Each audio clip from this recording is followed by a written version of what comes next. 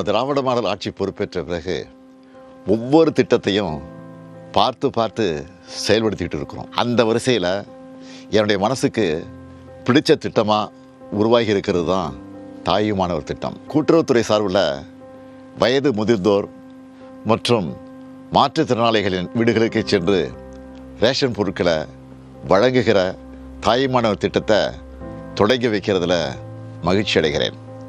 இப்படி அரசோட சேவைகளை மக்களோட வீடுகளுக்கே தேடி சென்று கொடுக்கிறது இந்தியாவுக்கே முன்மாதிரி முயற்சி. ஒரு திட்டத்தை அறிவிக்கிறதோட கடமை முடிஞ்சிடுறதா நாம் நினைக்கிறது இல்லை.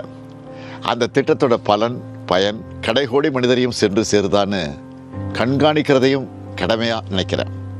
அப்படி வயது முதிர்ந்தோரும் மாற்றுத்திறனாளிகளும் ரேஷன் கடைகளுக்கு போய் பொருட்களை வாங்குறதுல ஏற்படுகிற சிரமத்தை உணர்ந்து இந்த திட்டத்தை உருவாக்கி இருக்கிறோம். இந்த திட்டத்தை 34,809 நியாய விலை கடைகளில் செயல்படுத்த போகிறோம். 70 வயதுக்கு மேற்பட்ட 20,42,657 மூத்த குடிமக்கள், 1,27,797 மாற்றுத்திறனாளிகள்னு 21,70,454 பேர் இந்த திட்டத்தால் பயனடைய போகிறாங்க.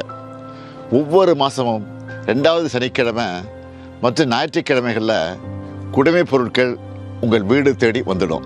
இதுக்காக கூட்டுறவுத்துறைக்கு ஆக போகிற 30,14,00,000 ரூபாயை கூடுதல் செலவாக கருதாமல் மக்களுக்கு செய்கிற உயிர்காக்கும் கடமையாக நாங்கள் நினைக்கிறோம். இது கூட்டுறவுத்துறையோட மிகப்பெரிய சேவை. அந்த துறை அதிகாரிகள், அலுவலர்கள், கடை விற்பனையாளர்கள் செய்ய போகிற மிகப்பெரிய கடமை. தமிழ்நாடு முழுக்க 37,328 நியாய விலைக் கடைகள் இருக்குது. இதில் கடந்த 4 ஆண்டுகளை மட்டும் 2,394 புதிய நியாய விலைக் கடைகளை திறந்திருக்கிறோம். தலைவர் கலைஞர் வழியில் இந்த நியாய விலைக் கடைகளை நாம் முறையாக சிறப்பாக நடத்துறதுனால தான் தமிழ்நாடு இன்னைக்கு பட்டினிச்சாவி இல்லாத மாநிலமாக இருக்குது.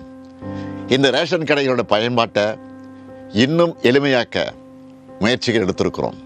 இந்த நேரத்தில் கூட்டுறவுத்துறை அதிகாரிகள் மற்றும் அலுவலர்களுக்கு நான் வைக்கிற வேண்டுகோள் என்பது, இந்த திட்டத்தோட நோக்கம் 100 விழுக்காடு நிறைவேறுகிற வகையில் உங்களுடைய பணி அமையணும்.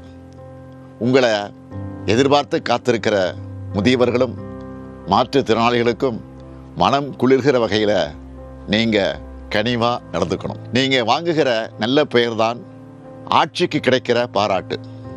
நன்றி, வணக்கம்.